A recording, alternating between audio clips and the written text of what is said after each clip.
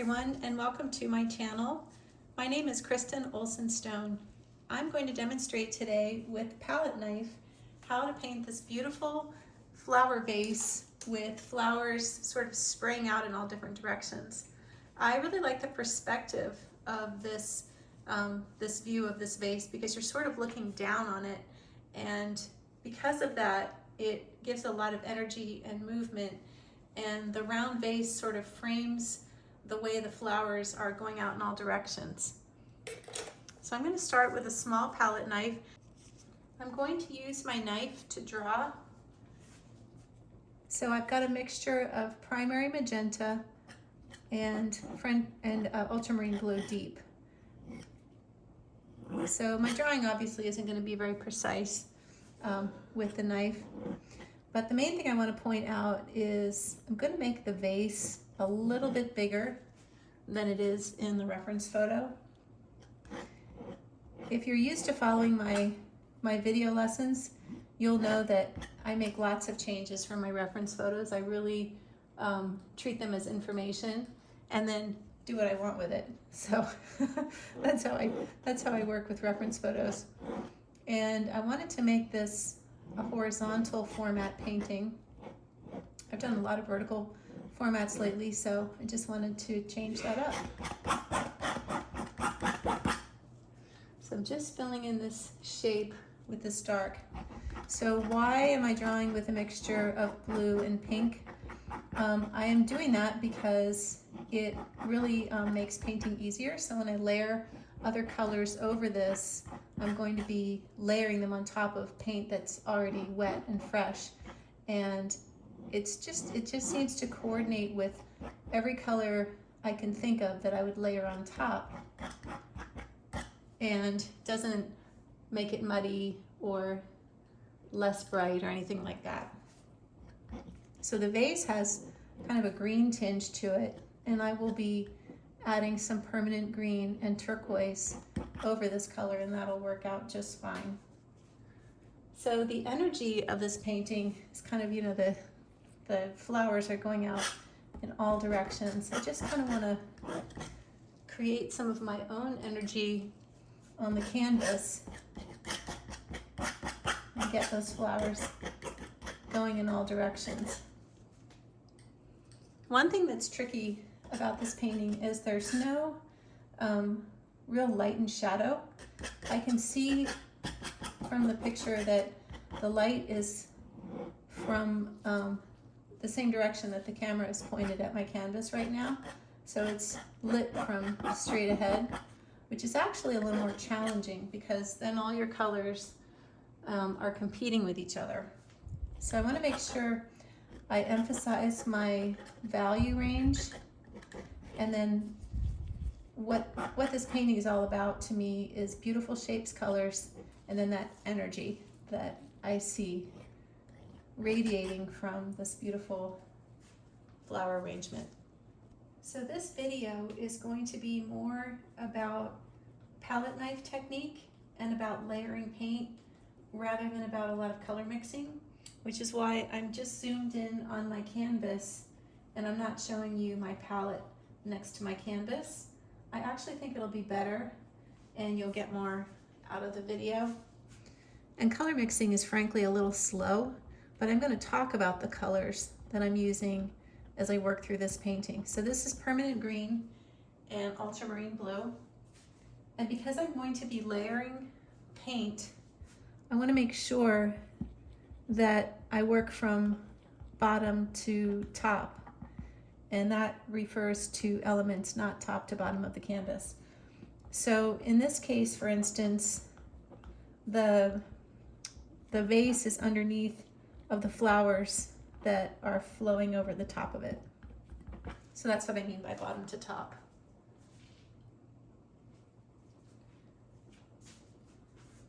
And I'm going to bring this down even further.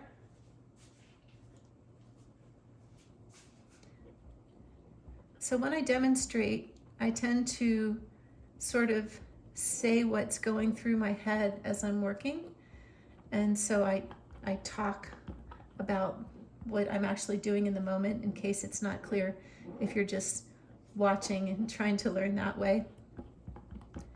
And then I try to work in a few rules about painting as I'm talking, because sometimes painting just sort of brings those things to the top of my mind.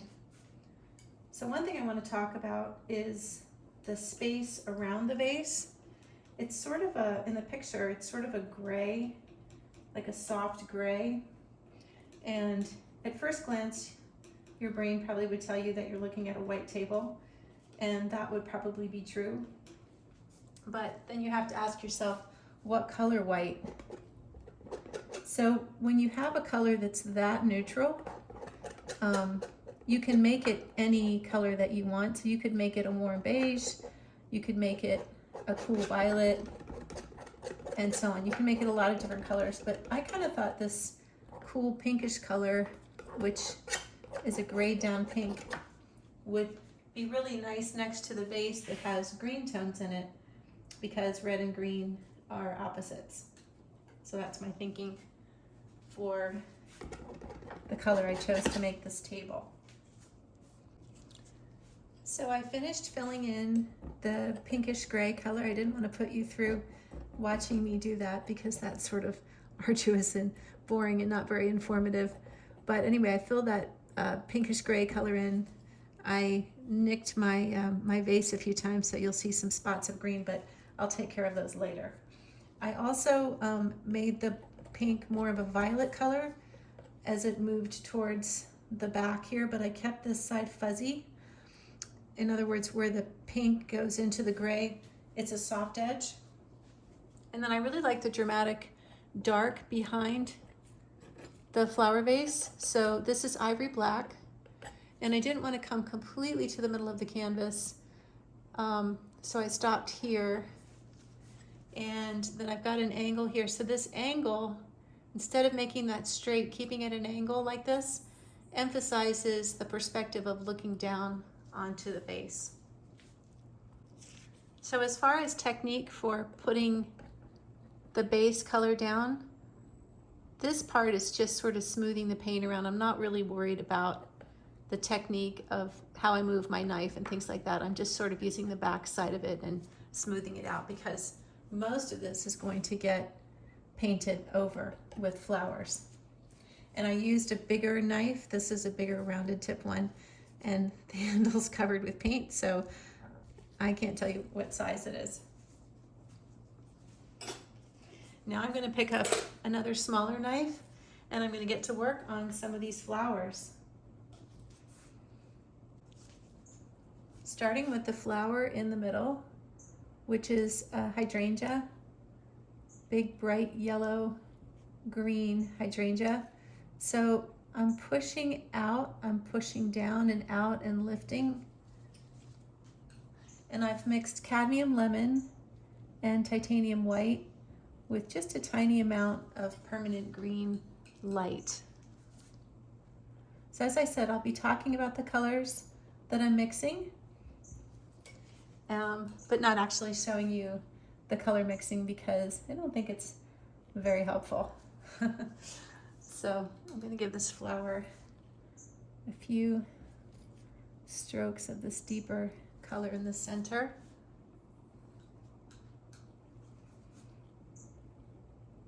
I wanted to get a deeper yellow, and then I'm going to come back over this color with some lighter tones for the petals.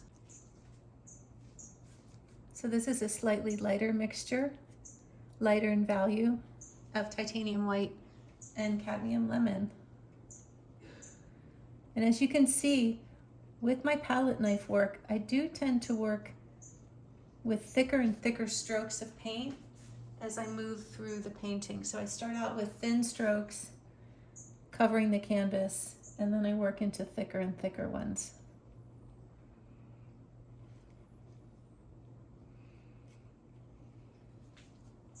Now I'm going to start with some of the red flowers. So I think these look like poppies, perhaps Icelandic poppies, I'm not really sure. But I just love that pop of red. So I used cadmium red light for that color. And I'm going to put it in a few places while I have it on my knife.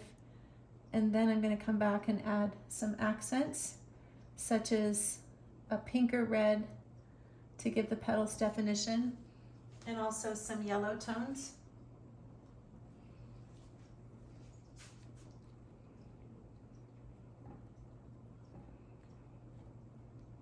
So if you haven't already done so, if you could take a minute to subscribe to my channel and leave a like for this video, I would really appreciate it. I'm trying very hard to grow my YouTube channel and build my base of subscribers and viewing hours and so on. It also helps if you want to share it with a friend. The more people that can see it and learn about painting from me, the better. So now I'm going to pop over to the other side of the vase and put some bright red flowers on that side as well. So I'm not pushing down too hard because I want this paint to slide over the wet paint underneath, but you can see I do pick up a little bit of that paint underneath on the back of my knife. But if I move over here and I pull that color up, eventually it'll start to get muddy like that stroke. But I can usually get enough paint off of it before I have to go back to my palette. Now what I do, I don't wipe this paint that's left over on my knife. I don't wipe it on a paper towel or a rag. I put it in the bottom left-hand corner of my palette where I can use it later to mix grays or draw with or something like that.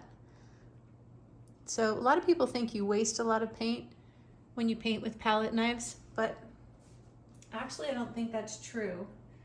I think that I probably use the same amount of paint as I would if I were painting with brushes.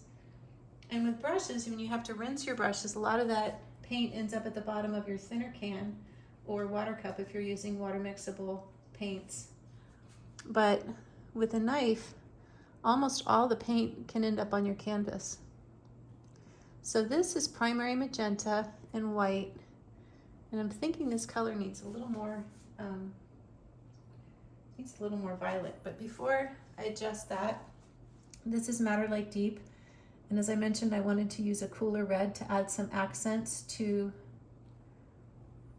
and detail to the brighter red of this cadmium red light. Now I'm going to get a little more of this color and put it up into some of these flowers. And by the way, having this base of gray really helps the colors look really vibrant and bright on top of that gray. And getting a little bit of it mixed in is fine. It just makes the petals look softer. Now I'm getting cadmium yellow deep, and I'm going to put that on the inside of the flower, but I'm also blending a little bit, which means I'm making very light strokes.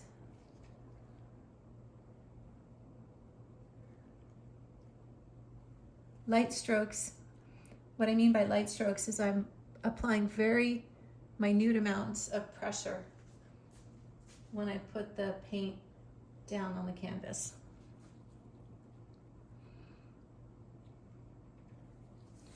Now I don't really like how this orange looks on top of the black. I like how it looks on top of the blue violet, but this orange over here is too it's too orange, so it doesn't look to me very attractive on the black. So I'm going to mix this primary magenta right on top of the orange and blend it on my canvas. To me, this tone of red looks much better than the cadmium scarlet.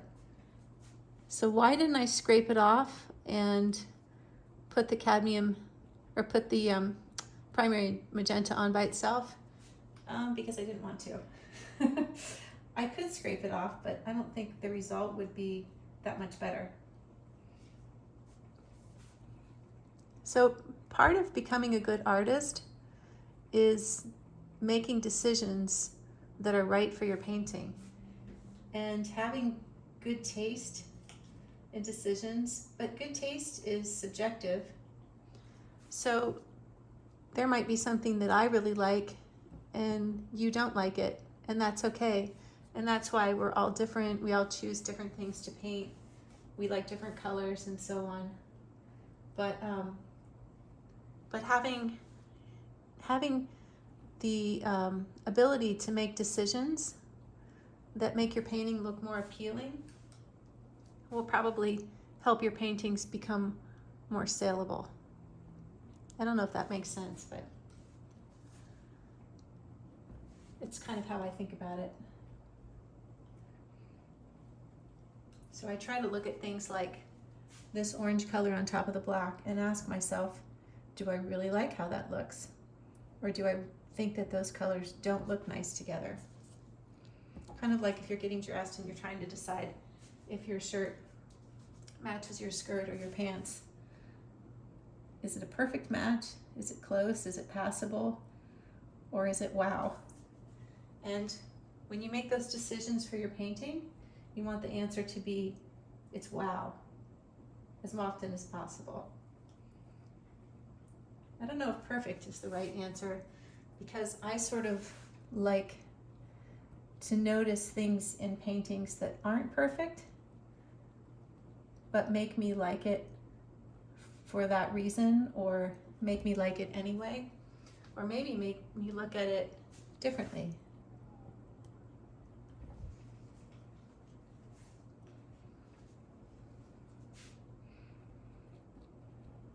So I'm getting lighter with my tones of pink, and you can see I'm still keeping with this energy of the spray of everything that I really love. So I want to have my flowers dispersed evenly, but not too evenly. And what that means is you want balance. You want your painting to look balanced. In other words, I don't want to have all the pink flowers on the left side and all the red flowers on the right side. I'm just making that up, but I want to have a nice balance of them. So I mentioned that the energy of this is going on in both directions, but I definitely want to have this side end about here above the vase, and the flowers on the left side come down below the base. So I'm going to bring some pink flowers down here. And I'm going to get all these flower colors down before I start to add the greens. And it's really important if you're working on a painting that has reds and greens, or prominent amount of reds and greens, that you get those down first before you start working in the greens, because it just makes painting easier. I'm going to lift this up here so I can get some pinks down in the corner, because the green is the opposite of red, and if you keep getting the green mixed up in your reds and pinks, it'll just make your painting look grayer. And when you have complementary colors that are brought closer together by blending, your painting won't have as much impact, and those colors will sort of lose their pizzazz. So now I'm going to work in some of the bright blue colors. And I think they're hydrangeas, I'm not sure. But I'm mixing King's Blue with Ultramarine Blue Deep. I'm going to pull those colors in behind this hydrangea. And I'm allowing it to pick up some of that gray behind or underneath of this color. And then I'm going to layer back on top of it with brighter colors. And that technique will give me a really soft edge. And it'll make the flower look more three-dimensional. So layering thicker paint over thin paint, and then layering brighter, more pure colors over grayed down colors will make your painting look more three-dimensional.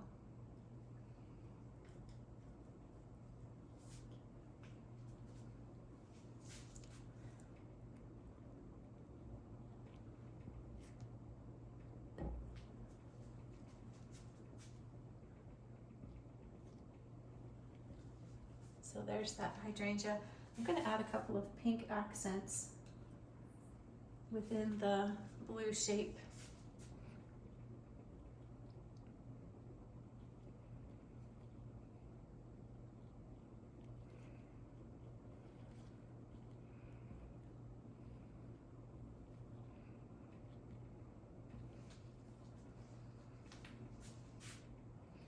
And one more deep blue accent. Wanted to have a couple of darker petals there. I really like how that looks. Now there's also some of that blue color in the upper right hand corner. It's kind of hard to see because it's where it's really dark behind it, where it has this black color behind it. And so I'm just going to kind of fill that out in there, but I'm going to let that sort of dark blue fade into the dark behind it. And there's also some in here. Now I want to work on adding some of the yellow flowers and some yellow accents. So these red flowers on the right side have a nice bright yellow center, as do these. They have some yellow underneath as well. So just trying to push my palette knife down, and you notice I'm bringing it around like this as I make the stroke. I like to do what I call paint like you mean it when I paint with palette knives. Put a stroke down and just leave it. And so sometimes I twist and turn my knife. Now these little flower buds in the reference photo are more of a greenish yellow, but I like the idea of having this brighter yellow down in this section. So I'm making them brighter yellow. I can always make them greener and lighter later. I'm going to put a little yellow highlight in the middle.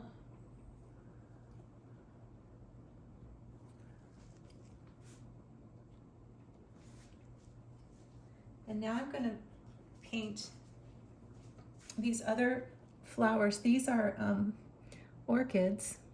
So I'm going to try to mimic their petals. These are the orchids that have sort of the butterfly shaped petals. I think they're called Phalaenopsis.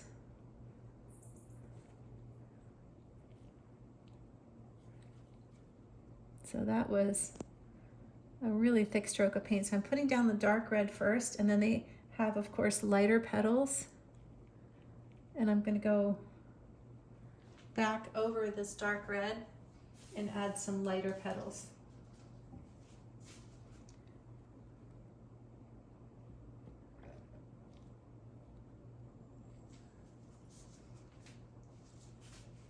So for this color, I used Madder Lake and cadmium red light and titanium white. And so that gave me kind of a neutral red, not too cool, not too orange. So just trying to create strokes for these butterfly shaped petals.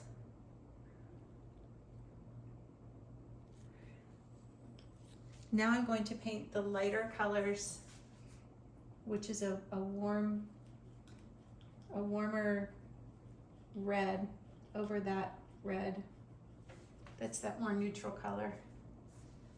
So this is going to take a couple of layers. That's not quite light enough. I'm going to add a little more titanium white.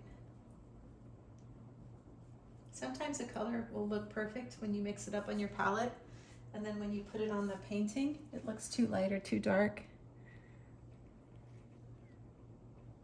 So unless your palette is at the same angle with the same light on it as your canvas, that's very likely to happen. So you see how painting the light over the dark makes it look three-dimensional? And I'm being careful not to cover up the whole under painting. I'm just going over part of it and leaving the edges. So now I'm going to put the rest of that color back on my palette, and I'm going to put some yellow on these flowers. So I'm using cadmium yellow, deep, and lemon mixed together.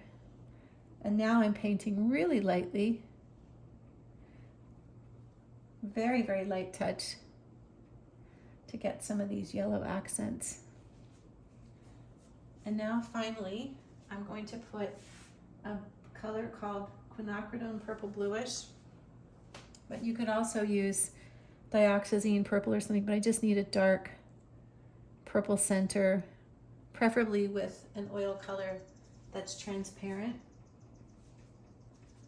So just like watercolors, oils come in transparent and opaque colors.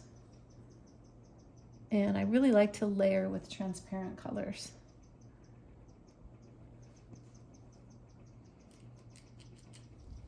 Especially for something like painting flowers, because they're so delicate and pretty. Now I also squeezed out some Quinacridone Rose, and I'm going to go over some of my pink flowers with this deeper, darker rose. And I haven't mixed it with white, I'm just putting it on right out of the tube and doing some blending on my canvas. This is a technique that I also do very often when I paint in watercolor. I just do my mixing right on the canvas or right on the paper, and the results are very often much more interesting than if I were to mix a color on the canvas. But I mean on the palette first. But sometimes you have to mix a color on your palette to, to get the right color, but there are other times when you can just play and mix the colors on the canvas.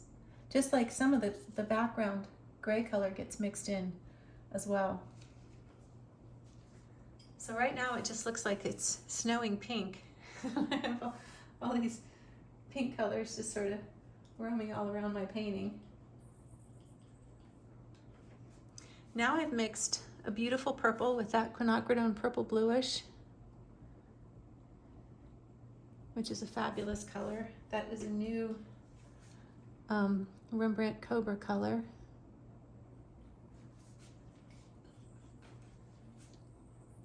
These Cobra water mixable oils are such nice paints.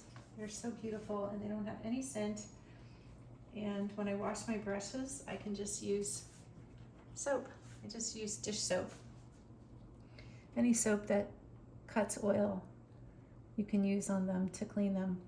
So I'm putting a few purple accents on my pink flowers here. And I just noticed I'm going to mix some King's Blue with my purple. I see a couple of other purple flowers, bluish purple ones on the right side here. Somehow I didn't really notice them at first. So now I'm going to use some titanium white, and I'm going to pull some of the white from the center out.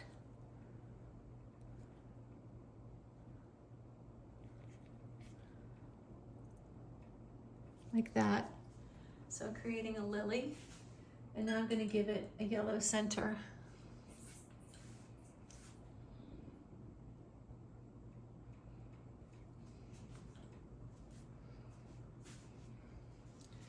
And the yellow is partially in shadow. And a lot of people don't know this, but where yellows are in shadow, they very often have a slight greenish gold color cast to them when they're in shadow. So just adding a little bit of green to the yellow there will make it look like part of it is in shadow. And I'm going to come back in with some bright cadmium lemon. And I'm going to put these pretty purplish pink stripes on the lily petals. So one here, one here, one here.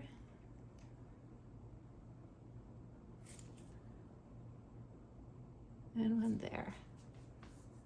So that's quite a lot of detail for a flower compared to what the level of detail I've been putting in my other flowers. It's kind of nice to not give every flower the same level of detail. So there's another white lily flower up here, and I'm going to paint it in a similar way.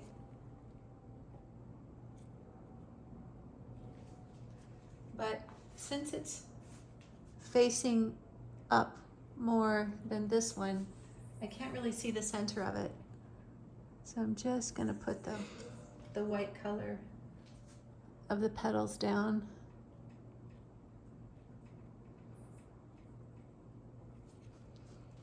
And I'm gonna give them some pink edges,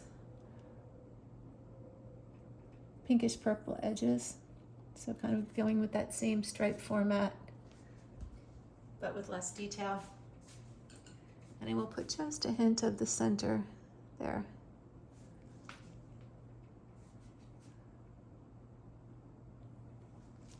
And there's a really big pink flower, so I'm going to use Quinacridone Rose and Titanium White. And I'm going to put that in right here. It's just an explosion of color. Do you like to watch people paint? I always loved watching people paint. When I was in art school, I could learn almost everything from watching, with the exception of the technical details and aspects of paint mixing. And when I was in school, we had to mix our own medium and things like that, but I could learn everything by watching. And I just could watch people paint all day long, hours and hours. I just loved it, and I learned so much that way. So I hope that you like watching me paint. If you have any questions, also, if you have any questions, leave them in the comments, because I can answer them publicly, and then other people who might have the same question, or maybe you'll make them think about something they didn't even think about, will get to benefit from the answer. And I check my YouTube dashboard every day, looking for questions and comments and things, and so I try to get to everybody's questions. So please, you won't be bothering me. It's kind of nice to have questions sometimes. Okay, so now I've got a lot of color, and I'm going to start adding the greenery. So I've mixed permanent green and a little ivory black. So a little secret about ivory black. Ivory black is actually a dark blue. So if you mix it with one of your yellows, if you have ivory black around, if you mix it with yellow, you'll get green. So that's the test of what color it is. But it's my favorite black. It's pretty versatile. It's not too dark. Lamp black seems to be very dark and shiny, which for the right project, right painting is nice, but I like ivory black better. So I like to work from dark to light mostly, and that goes for greens too. So I'm putting down the darkest green mixture, and this is the medium green mixture. So my green mixture that I'm using now is permanent green, plus a little bit of Madder Lake, plus a little bit of cadmium yellow deep. So I'm putting that down first. And over that, I'm gonna put a lighter mixture that I mixed with permanent green deep, cadmium yellow medium, and titanium white. And I'm gonna go through the painting and add the greens in that way. And that will make my leaves look three-dimensional, but I'm also gonna come back later and add even more highlights. Sorry, that was my dog barking out in the yard. So I'm gonna come back later and add even more highlights. But those will be lighter greens for later on. So I'm putting some lighter green leaves down here, and I think that looks too yellow. So I'm gonna add, there we go. Once again, the color I mixed looked very different on my palette than it did on the canvas. Now when I want to make something skinny, like these, where these sprays of pink flowers are coming out of the vase, I just kind of make a thin line. Sometimes I turn my knife sideways a bit, or I'll try to get the paint lined up on the side of the knife. Sometimes I also just use a thin brush, but you do whatever is comfortable for you. The main thing is to get the result you want. So some of these sprays go in front of or on top of the flowers.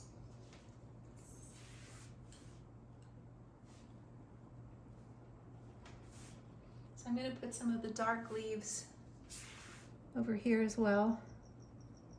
So I like having the light green over the dark vase, and then the darker green leaves over the light table.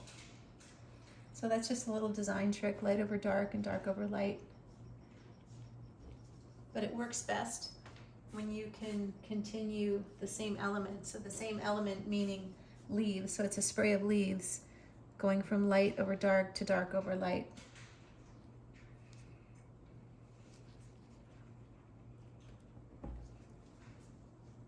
Sometimes it's nice to just continue darks in other parts of the painting.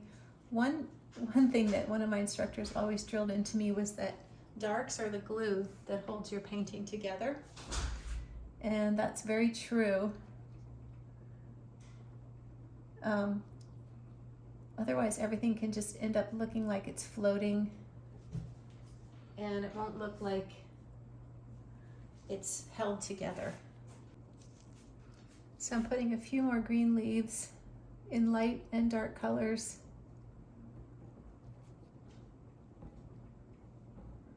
Throughout this upper left side. And I also see lots of yellowy green, so I've mixed up a more yellow green color. And I want to definitely have some of that near the pink. Look how pretty the pinks look when you put a yellowish green next to it. It's just a nice color combination. And I'm just going to put a few yellow-green spots of paint to show where some of the flowers are attached. And I think I'm going to warm up the side of these leaves here.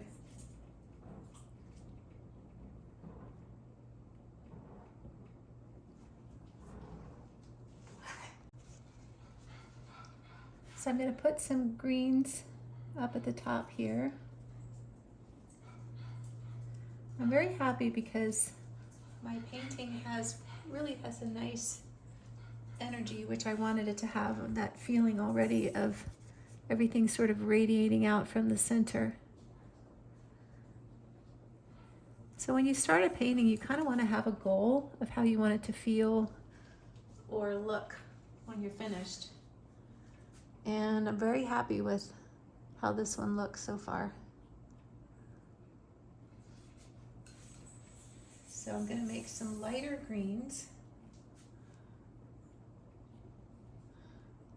I have this theory that a lot of oil painters make their paintings too dark, and a lot of watercolor painters leave their paintings too light. Not sure why that is. I think in oil painting, so many teachers, including myself, sort of say you should paint from from dark to light. And then watercolor painters will tell their students that they need to paint from light to dark. So maybe people just don't get far enough in their painting or declare it finished too soon when the values aren't extreme enough. I don't know. You can put your thoughts on that in the comments as well. but I definitely like to push values, push colors. So I'm going to put some brighter greens up here. So now at this point, it's obvious to anybody looking at this painting that it's a vase of flowers and the flowers are radiating out from the center. And so what I want to do now is concentrate on adding finishing touches and just merging some of these shapes together so that I have areas of my painting where the flowers are defined, like this lily here and this hydrangea, but I have other areas where things are sort of mushed together and blended, making it a little more obscure so the viewer knows what the element is when they look at it, because they've gotten information from other parts of the painting and they're sort of, without realizing it, when they look at it, they're putting two and two together in their head. I don't know if that makes sense, but that's sort of the philosophy, if you want to call it that, behind Impressionist painting. You give just enough clues, you don't overdo it, you don't overwork it.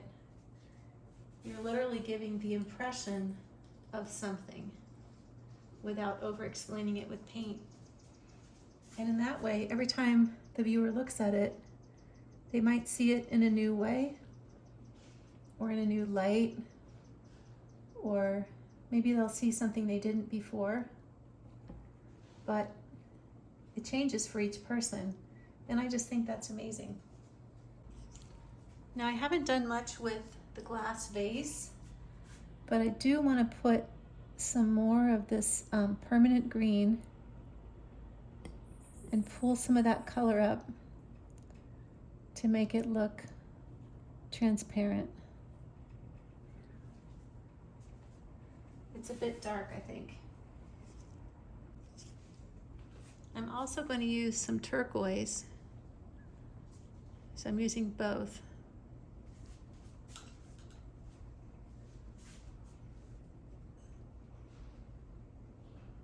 And so I want my strokes to sort of follow the form of this circle.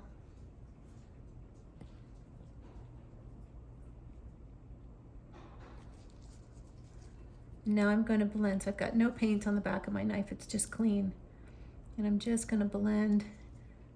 So when you blend with a palette knife, sometimes you want to make short strokes and sometimes you want to make longer strokes and really pull the knife around.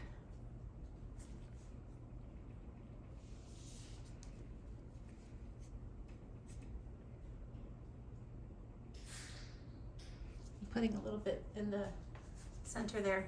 Now at the bottom, I'm actually going to put some Madder Lake. So Madder Lake is a deep crimson color. And over that, I'm going to put some ultramarine blue because I want my vase to look weighted. And I don't want it just to have a darker green at the bottom. So I'm blending on the canvas.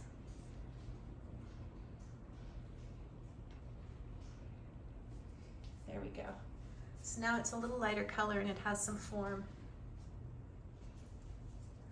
So the little pink flowers on the left side could use some accents, not of white, that's too white. I want it to be a very, very light yellow green.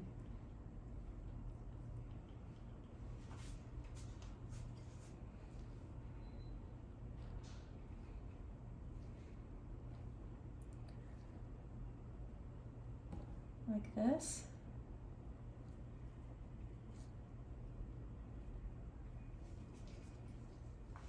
So it's titanium white, cadmium lemon, and a very tiny amount of permanent green.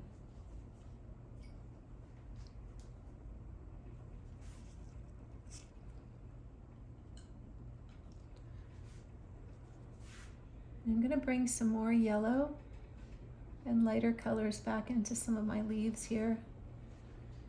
So this is the point of my painting where I realize, okay, I've got a lot of paint on my canvas and I don't want to blow it. I want my painting to come out nicely. And so I usually will take a little break, walk away from it, and then come back with fresh eyes. So it could be 10 minutes, could just go make some coffee or some tea or something like that. And it really helps. I just come back with fresh eyes, because even though this is a small painting, this one's 11 inches by 14 inches, I'm still looking at it and focusing on it and making decision after decision. And so stepping away from it just for a couple minutes will really help me come back with fresh eyes, and I'll be able to paint faster and probably finish it up perfectly. So I stepped away for a couple minutes, and that was really nice, and had some tea. And now I'm going to come back and talk to you about some small changes I'm going to make in the painting. So I feel like this hydrangea is very dominant, so that could be a good thing or a bad thing. So I was considering my options. So my options are that I could lighten the center with some brighter, prettier petals made with titanium white and cadmium lemon, or I could take some of this color and spread it around the painting, but I've kind of already done that because I have similar color here, here, and here. And so that's probably not the right solution. But I think I do need to work on making it look a little more three-dimensional, and also the shape of it is a bit too round. So I think I need to make the edges not so perfectly round.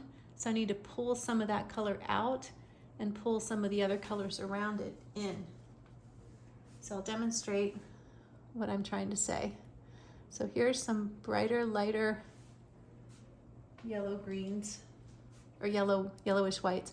Now I'm going to pull some of this color out into the surrounding flowers.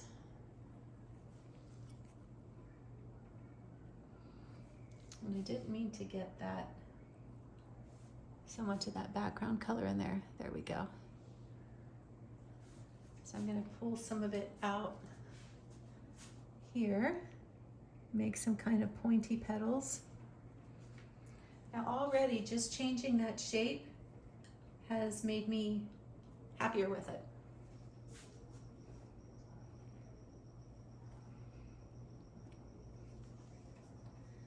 So even though I've made it bigger, it's less dominant because the shape is broken up a little bit. And I'm also going to add a few strokes of this darker green.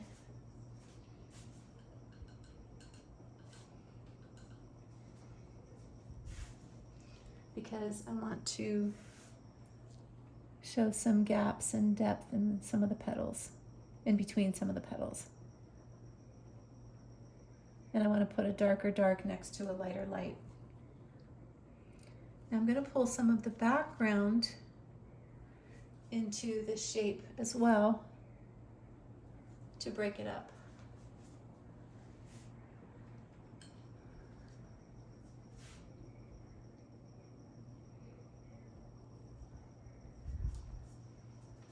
And I'm putting some shadows under it on top of this hydrangea that's blue, just to make it look a little more three-dimensional.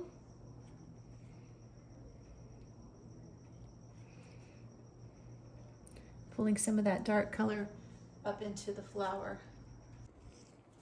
I'm also going to add some more purple accents, just because it's such a pretty color, and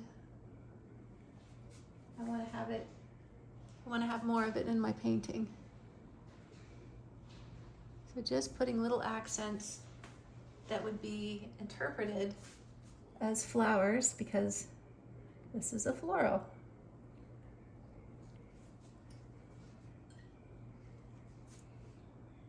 So this bit right here, I have to paint over because that was getting a little gray looking. It picked up some of the orange in that orange flower. So I'm using King's Blue and Quinacridone Purple Bluish. This one's a little too dark, so I'll lighten that.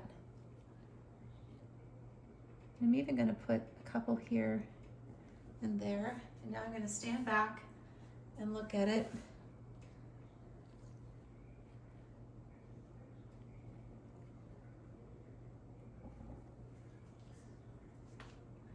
And I'm going to also lighten the blue hydrangea. So I'm mixing King's Blue and Titanium White. And I'm going to put some lighter blue accents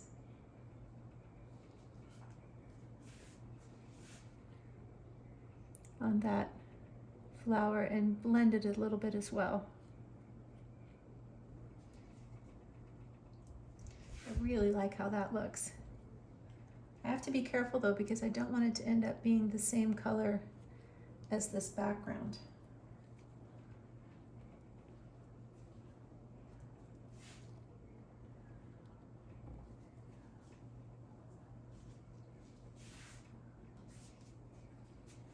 So I'm going to do the same thing. I'm going to take some of the same color and put it where I've added the other accents, just to give them a little highlight.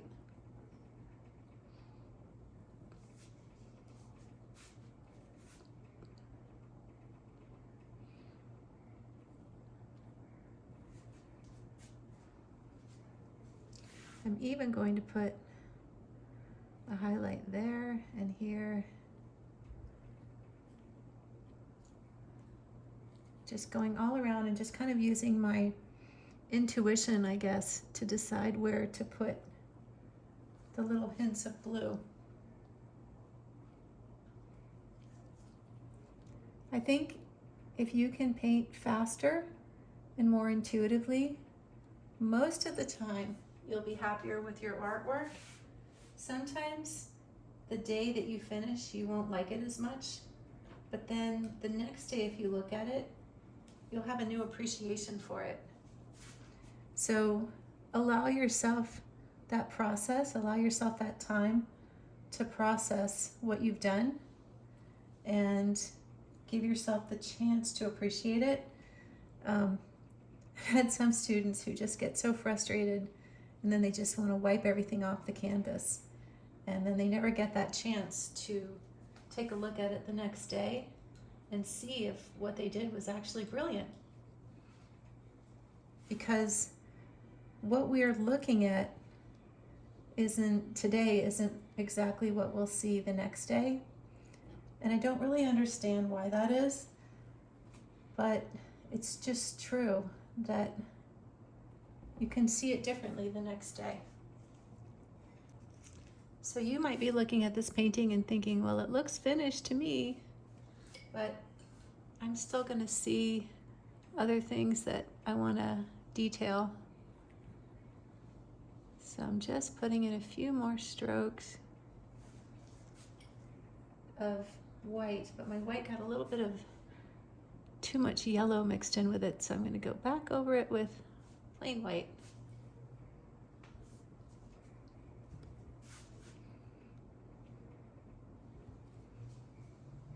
And I still felt like my hydrangea needed some more white accents.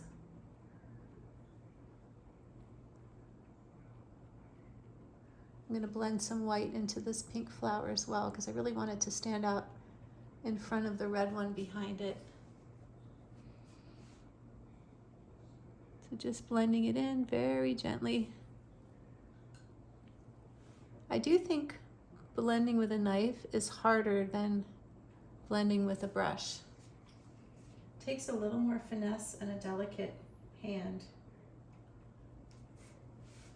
So I popped a new color onto my palette, which is Permanent Red Violet.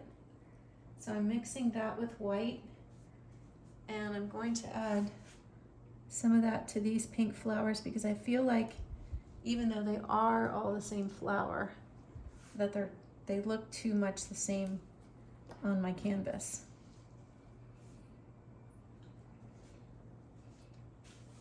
So adding another color, so I've used magenta, Quinacridone Rose, and now I'm using Permanent Red Violet. I guess you could call Quinacridone Purple Bluish a pink too, but it's more of a purplish color. Definitely more of a pinkish purple than a bluish purple though. Even though it's called Quinacridone Purple Bluish, I would say it's more of a pinkish blue, if I had to describe it. Sorry, a pinkish purple rather than a blue purple, if I had to describe it as one or the other. So now I want to clean up my foreground. So I've mixed up a color. I'm back to my big knife, and I've mixed up a color that's very similar to the one underneath, and I just want to make some nice broad strokes with thick paint and just clean up my canvas. And I'm also going to add a few hints of shadow. Whoops, I bumped my my tripod, sorry about that. Okay, so I'm just going to smooth this out, and then I'm going to add just a hint of shadow. Cover up these places where I nicked the green base. So now I'm going to add a little bit of blue to that pink mixture and make a shadow color.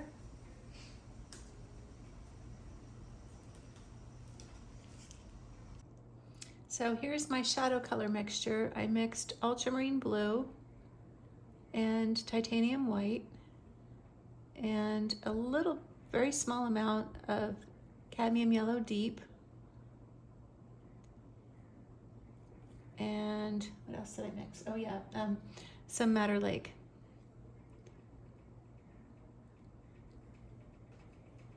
So I kind of lost that edge I drew in the beginning for the side of the table here, where it goes off the side at an angle instead of going straight across, and I explained how I think that helps emphasize the perspective of looking down.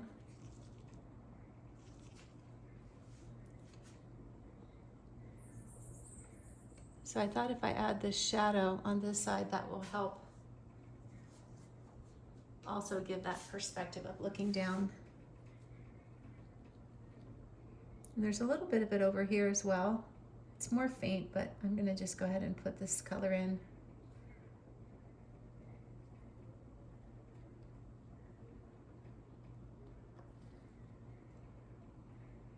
So I don't want the shadow to go right up to the edge of these things, the leaves and things. I want it to actually be separate from them, because it'll make it look like they're above the shadow and casting the shadow, or the shadows falling below them.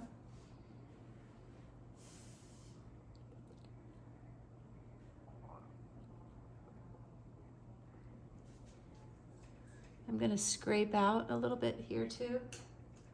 So you can scrape with your knife when you have a color underneath and you want to pull some of the top color off. You can just sort of scrape so your knife, instead of being parallel to the canvas, is more perpendicular when you do that. You just want to carve out a couple of shapes. And now I'm just going to go back and clean out those edges.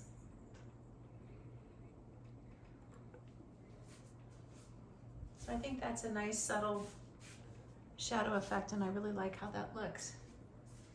And I'm going to go right up next to the glass vase very carefully. Just kind of gently go around it. It's nice when you have all this free-form explosion of color to have one nice object that has a defined shape like this vase.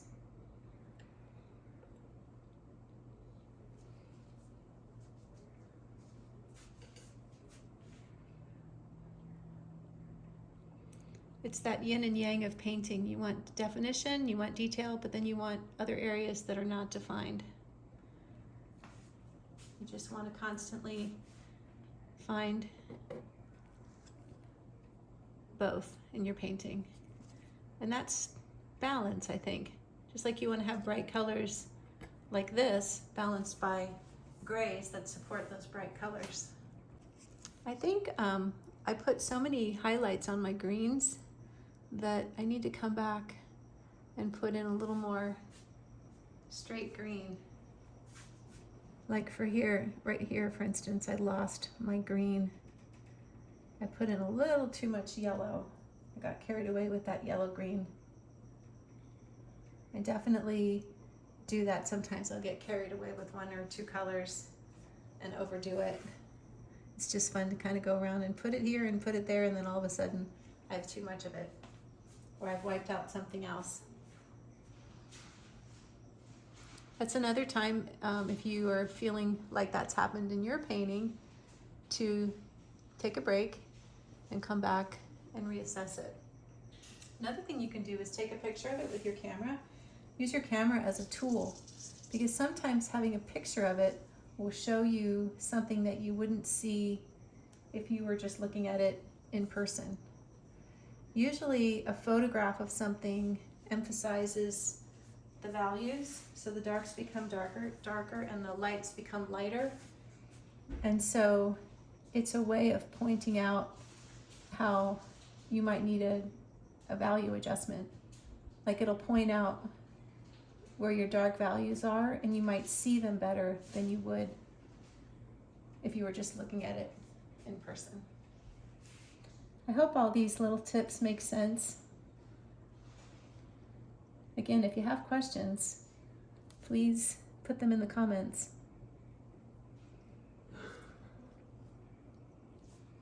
So I hope you enjoyed this video today. I hope you learned a lot about palette knife painting, color mixing, and color theory. And happy painting, everyone. Please leave a like and a comment and subscribe to my channel. I really want to build my YouTube audience and keep putting out these videos. Happy painting, everyone.